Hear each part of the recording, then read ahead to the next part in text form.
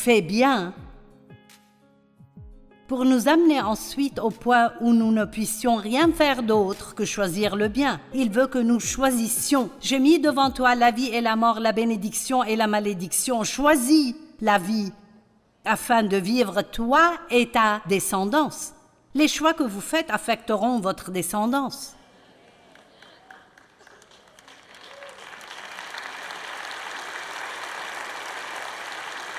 Il y a le bien et il y a le mal. Nous ne connaîtrions pas le bien s'il n'y avait pas de mal dans le monde. Nous ne saurions pas ce que c'est. Nous ne saurions pas ce qu'est la lumière s'il n'y avait pas d'obscurité. Nous ne saurions pas ce qu'est l'amour s'il n'y avait pas de haine. Nous ne connaîtrions pas la joie sans la dépression, la gentillesse sans la dureté. Nous ne saurions pas ce qu'est le calme sans le bruit, et ainsi de suite. Mais le choix est synonyme de responsabilité. Et parfois, nous aimons assumer la responsabilité des bonnes choses qui arrivent dans notre vie, mais quand quelque chose ne va pas, ce n'est pas ma faute. C'est toujours la faute de quelqu'un d'autre. C'est un verset qui me fait peur, Romains 14, 23. Tout ce qui ne provient pas de la foi est péché. Il parle de quand ils mangeaient de la viande offerte aux idoles, mais il y a un principe ici que nous ne devons pas manquer. Il dit, même si ce n'est pas mal pour vous d'en manger, si vous pensez que c'est mal pour vous.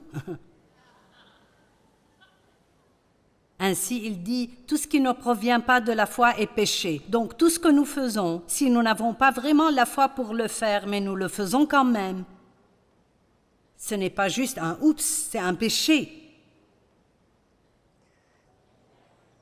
Redouter est un type de peur.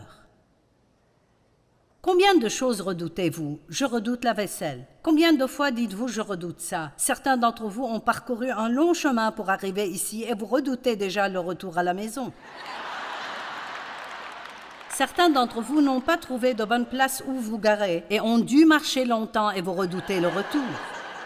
Et vous vous êtes plaint tout le chemin de ne pas avoir trouvé de bonne place où vous garer. Vous devriez vous jeter face à terre et remercier Dieu parce que vous avez pu même entrer dans le bâtiment. Amen. Vous avez besoin du livre La puissance de la reconnaissance.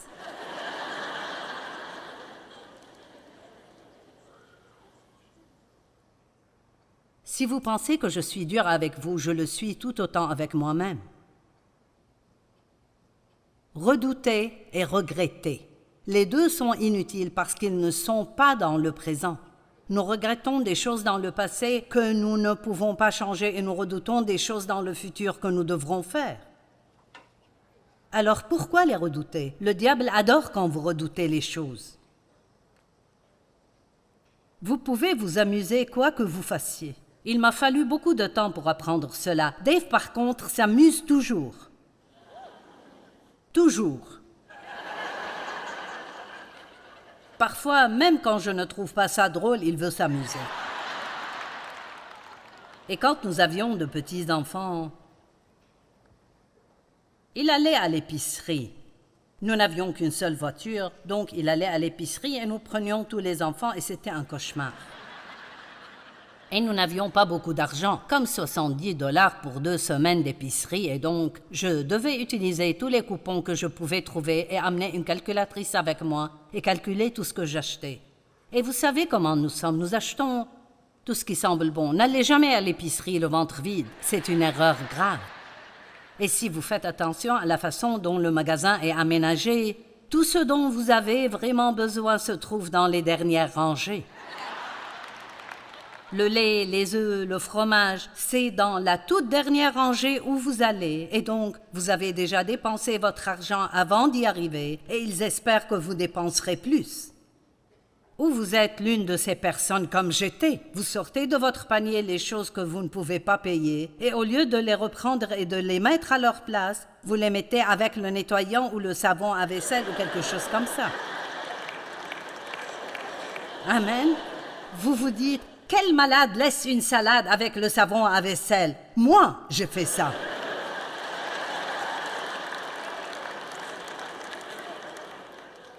Mais si Dave va au magasin, il s'amuse. Et il mesure près de 2 mètres, donc il peut voir des choses que je ne peux pas voir. Et donc, il se cachait dans une allée et il pouvait me voir, mais je ne pouvais pas le voir.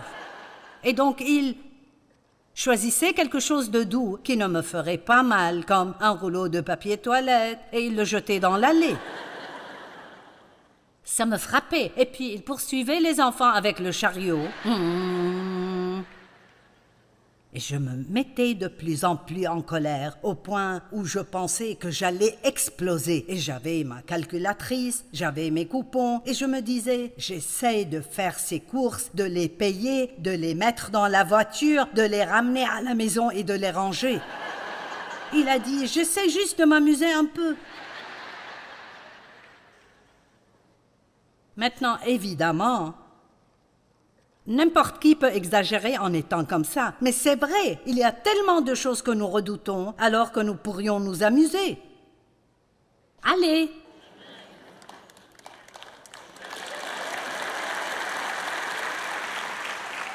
Allez, j'ai mal au dos, ne me faites pas travailler dur. J'ai mal là. Juste là.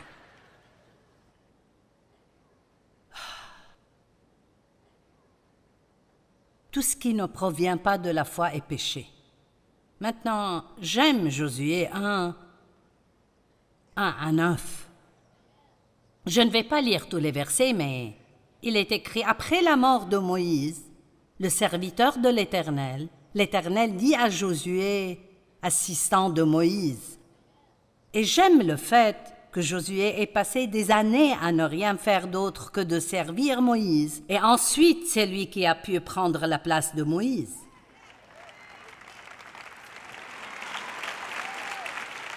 Vous dites, eh bien, je ne suis qu'un serviteur.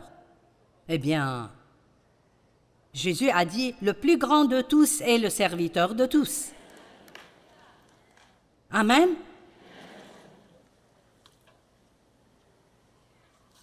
Alors, il a pris la place de Moïse. Et le verset 2 dit, « Moïse, mon serviteur, est mort », ce qui est intéressant parce qu'il le pleurait déjà depuis 30 jours, donc il savait qu'il était mort. Pourquoi leur a-t-il dit qu'il était mort alors qu'il savait très bien qu'il était mort? Parce qu'il faisait en fait une déclaration.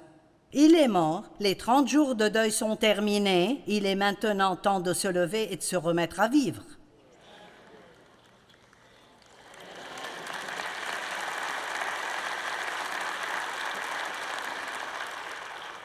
Moïse est mort. Il est temps de se remettre au travail. Maintenant, lève-toi, passe le Jourdain avec tout ce peuple pour entrer dans le pays que je donne aux Israélites. Et puis il est écrit, et c'est cette traduction que je préfère, je vais citer la traduction que j'aime. « Tout lieu que foulera la plante de votre pied, je vous l'ai déjà donné. » Savez-vous ce que ça signifie? Ça signifie que devant moi, Dieu a déjà pourvu cette vie merveilleuse pour moi et pour vous aussi, une vie merveilleuse pour vous. Et même si vous avez raté le plan A, comme Dieu est Dieu, il peut rendre le plan B meilleur. Vous vous dites, oh, j'ai déjà gâché ma vie. Non. Dieu est Dieu, il peut faire ce qu'il veut. Mais il écrit, tout lieu que foulera la plante de votre pied, je vous l'ai déjà donné. Dieu nous l'a déjà donné, mais nous devons aller le prendre. Vous me suivez? Dieu l'a déjà donné, mais vous devez aller le prendre.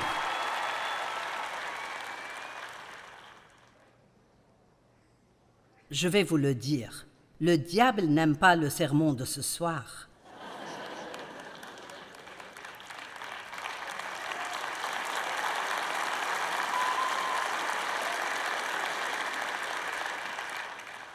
Verset 5. Personne ne pourra te résister tant que tu vivras. Je serai avec toi comme j'ai été avec Moïse. Je ne te délaisserai pas et je ne t'abandonnerai pas. Maintenant, il y a un excellent message là. Il n'a pas dit « Vas-y, Josué, et je veux que tu sois comme Moïse ». Il a dit « Non, je serai avec toi comme j'ai été avec Moïse ». Vous n'avez pas besoin d'être comme quelqu'un d'autre pour être grand. Vous devez simplement croire que Dieu est avec vous et que tout ce qu'il veut que vous fassiez, vous pourrez le faire. Dieu merci, je n'ai pas besoin d'être comme les autres. Je suis libre d'être moi et vous êtes libre d'être vous. J'aime ça. Je serai avec toi comme j'ai été avec Moïse. Maintenant, au verset 6, verset 7 et verset 9, il dit la même chose 3 fois. Fortifie-toi et prends courage. Verset 8, fortifie-toi et aie bon courage en te conformant fidèlement à toute la loi que Moïse, mon serviteur, t'a prescrite. Ne t'en écarte ni à droite ni à gauche, afin de réussir où que tu ailles. La clé pour avoir une belle vie est très simple, obéir à Dieu. Il n'y a rien de difficile dans la chrétienté.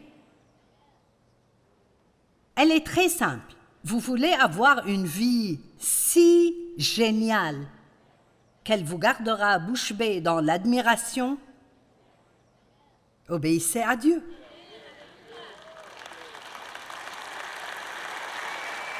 Faites ce qu'il vous dit, que cela vous plaise ou non, que vous en ayez envie ou non, que vous soyez d'accord ou non. Adoptez une nouvelle attitude. Je ne vivrai pas selon ce que je ressens, je vivrai selon ta parole. Et peu importe si j'aime ça, peu importe si je la comprends ou non, avec ton aide, Dieu, je vais faire ce que tu me dis de faire. Et écoutez, quiconque fera cela, sa vie changera et il ne vous est rien arrivé de mal que Dieu ne puisse pas transformer pour votre bien.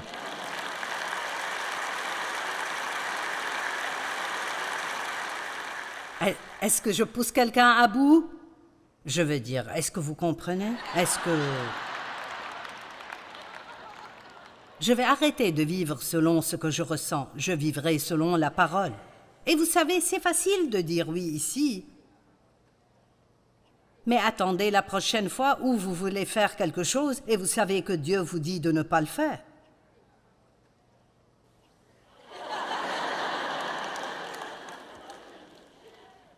Tout le monde va regarder le film que vous savez que vous ne devez pas aller voir.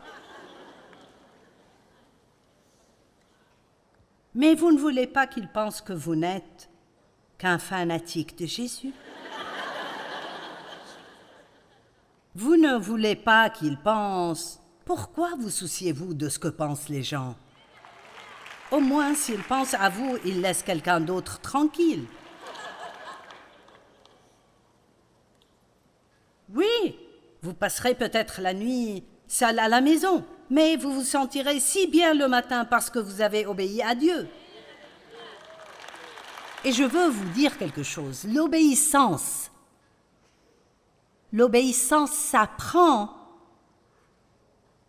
dans les petites choses de la vie. Les petites choses de la vie. Et vous m'entendez raconter toutes mes histoires que vous trouvez drôles. Mais pour être honnête, c'est là que j'ai appris.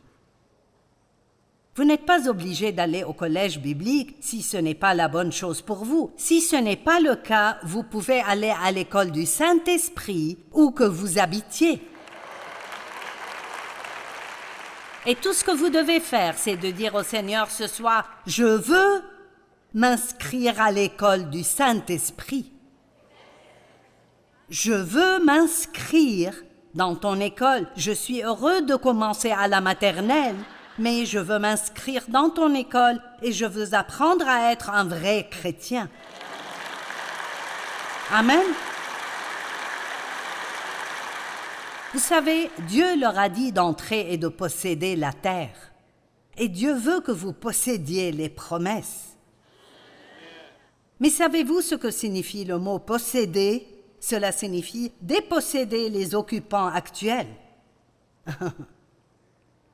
Or, la Bible dit qu'il y avait un chemin plus court et que Dieu aurait pu les guider par là vers la terre promise. Mais il a emprunté le chemin le plus long et le plus difficile parce qu'il n'était pas prêt pour la guerre. Il y a une leçon dans ce que je m'apprête à dire. Alors ils erraient là-bas dans le désert, car tout ce qu'ils faisaient, c'était murmurer et se plaindre.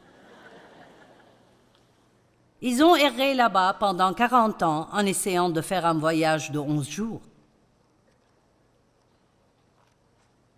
Et si vous lisez le récit, chaque ville qu'ils ont prise, ils ont dû se battre et faire fuir les occupants actuels.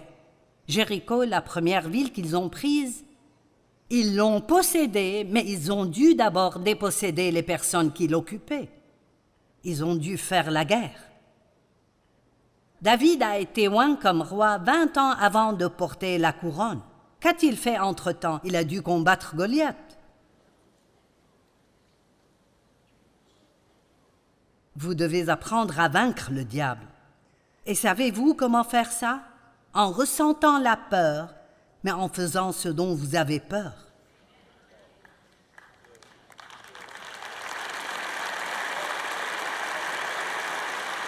Et je ne veux pas dire que vous devez gravir le mont Everest, ce n'est pas de cela que je parle. Je ne sais pas bien nager, donc je ne vais pas aller au côté profond de la piscine. Ce n'est pas le genre de choses dont je parle. Je dis que vous avez une destinée. Vous avez une destinée, mais le diable essayera de vous faire reculer. J'ai attendu si longtemps pour pouvoir prêcher. Je voulais tellement que quelqu'un me demande de venir prêcher que ça devenait insupportable. Et finalement, quelqu'un l'a fait. Et j'ai eu pas un, mais deux engagements d'affilée. Je devais aller au Colorado et ensuite je devais aller en Floride. Et au Colorado, j'ai prêché avec ce prédicateur célèbre et bien connu. Et j'étais ravie parce que je savais qu'il attirerait une grande foule. Eh bien, il a annulé. Il y a eu une tempête de neige. Et il n'y avait que moi. Et quelques personnes, très peu, vraiment très peu de personnes. J'étais tellement découragée. Et je veux dire, le diable m'a dit, « Qui penses-tu tromper? Tu n'es appelé à ne rien faire. Tu as tout inventé, c'est juste stupide. » Donc je suis allée en Floride et il devait y avoir environ 900 personnes à cette conférence. Maintenant, je n'ai été invitée que parce qu'un ami, un conférencier a annulé à la dernière minute, alors ils m'ont invitée. Et je n'étais pas là des principaux intervenants. Et tous les intervenants étaient assis au premier rang. Et il y avait le révérend un tel, et l'évêque un tel, et la prophétesse une telle, et Joyce de Fenton. Et j'avais déjà l'impression d'être si petite.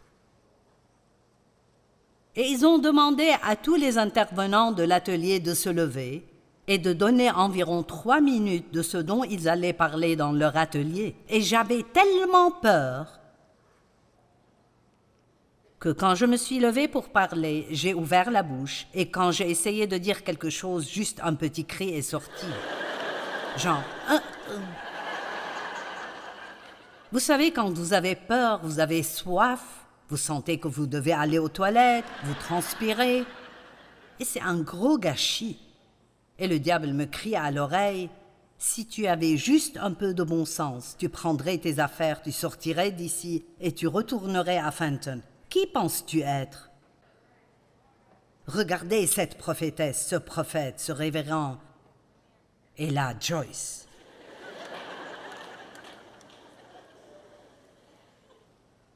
Et vous savez, j'ai un doctorat maintenant, mais je ne veux pas qu'on m'appelle docteur parce que je suis content d'être juste Joyce. Amen, amen.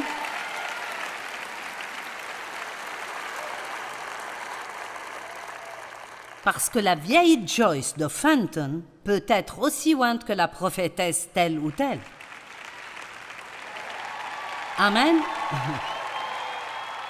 Et là, j'avais une décision à prendre qui allait changer ma destinée. Est-ce que j'allais ouvrir la bouche et réessayer, ou est-ce que j'allais quitter cette plateforme et rentrer chez moi et ne plus jamais sortir de là? Et évidemment, j'ai encore ouvert la bouche. Et me voilà. Amen.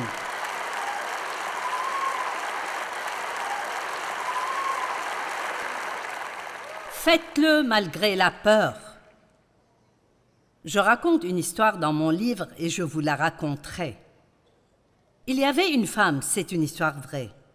C'est une histoire vraie. Elle a raté sa vie à cause de la peur. La peur lui a tout volé. Elle ne sortait pas la nuit, elle avait peur du noir, elle ne conduisait pas, elle avait peur de conduire. Elle n'aimait pas être avec beaucoup de monde, alors elle vivait une vie solitaire. Il n'y avait que peur, peur, peur. Et elle était chrétienne. Et la Bible dit, ce n'est pas un esprit de timidité que Dieu nous a donné, mais un esprit de force, d'amour, de sagesse et de maîtrise de soi.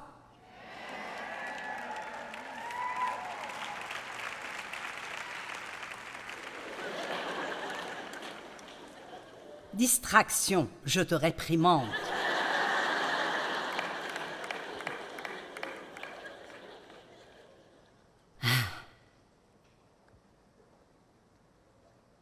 Et alors, l'une de ses amies chrétiennes est venue la voir et elle s'apitoyait sur elle-même. « J'ai tellement peur, c'est juste que la peur me vole tout. » Et la femme l'a regardée. Et quand j'ai lu ceci, ça a aussi changé ma vie. Elle a dit, pourquoi ne le fais-tu pas malgré ta peur?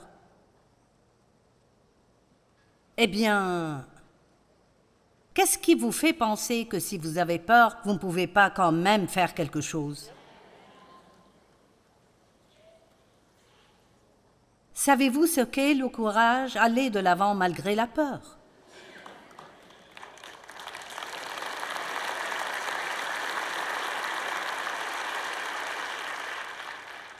Il y avait un type à une conférence la semaine dernière et il était à une conférence précédente. Et il m'a posé la même question qu'il m'a posée il y a quelques années. Donc ce type était coincé. Et il m'a dit, je ne sais tout simplement pas comment, j'ai l'impression que Dieu veut m'utiliser. Mais je ne sais tout simplement pas ce que Dieu veut que je fasse. Peux-tu me dire comment je peux savoir ce que Dieu veut que je fasse? J'ai dit oui, je peux le faire. Sors et essaye quelque chose.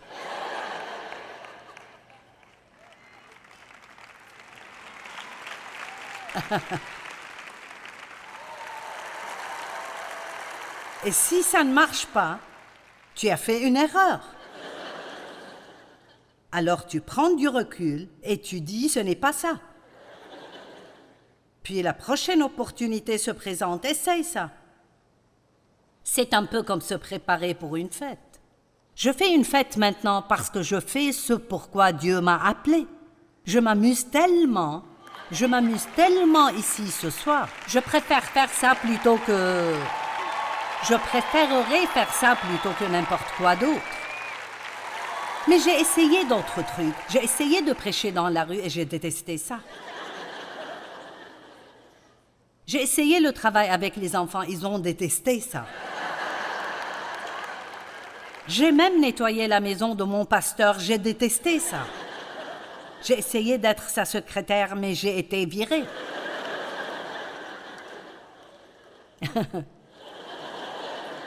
Mais ensuite, quand j'ai enseigné, ça me convenait. Amen. Vous voyez, nous avons tellement peur de faire une erreur. N'ayez pas si peur, laissez-moi le dire comme ça. Vous n'aurez jamais raison Si vous avez constamment peur de vous tromper,